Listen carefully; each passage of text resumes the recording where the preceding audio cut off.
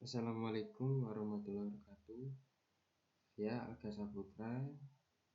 Di sini akan menjelaskan tentang data warehouse middleware. Pengertian middleware.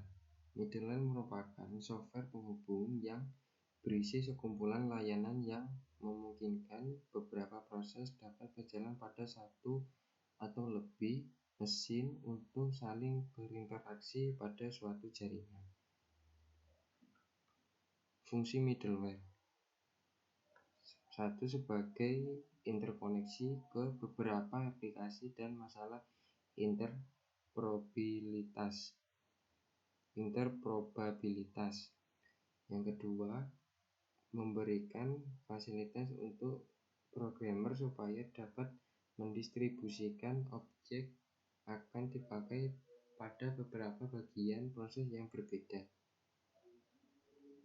ETL yaitu Extracting, Transforming, Loading. Pengertian ETL. ETL adalah sekumpulan proses integrasi data yang harus dilalui dalam pembentukan data warehouse. ETL bertujuan untuk mengumpulkan, menyaring, mengolah, dan menggabungkan data-data yang relevan dari berbagai sumber untuk disimpan ke dalam data warehouse. Sesuai dari namanya, proses ETL sendiri terdiri dari extracting, transforming, loading. Alasan menggunakan ETL.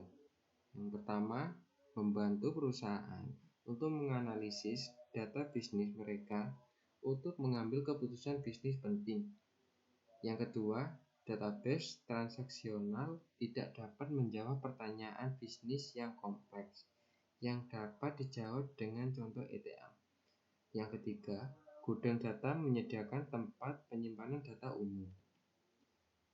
Berikut nih cara kerja ETL, yaitu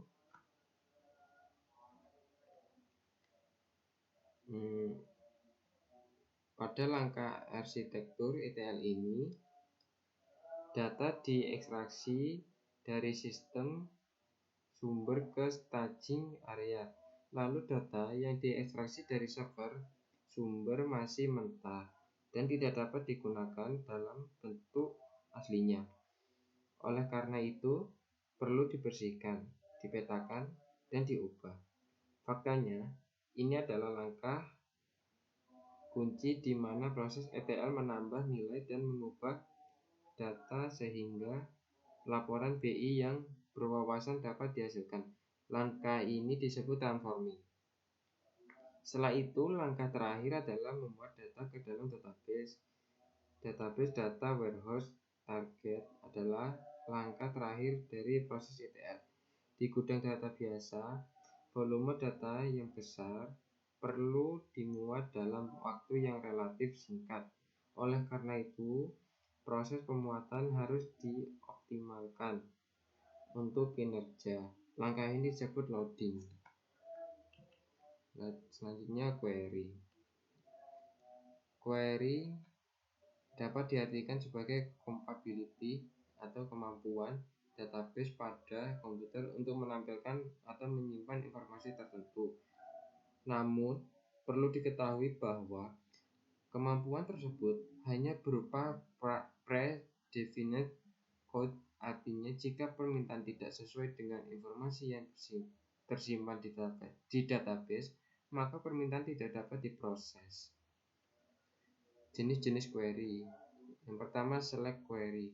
Select query merupakan permintaan atas suatu informasi yang tersimpan dalam database. Yang kedua, request query.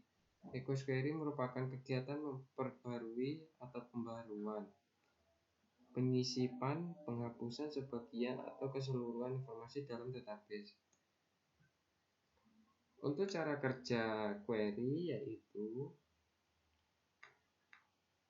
query bekerja dengan memasukkan arti ke dalam kode yang menggunakan SQL atau software lain.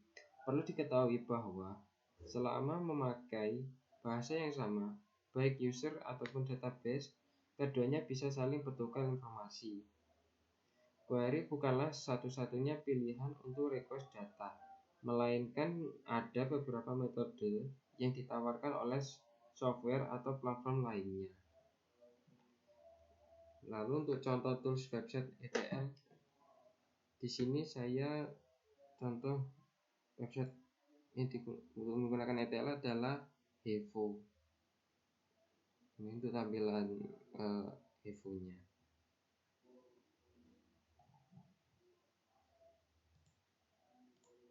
Sekian dari saya. Wassalamualaikum warahmatullahi wabarakatuh.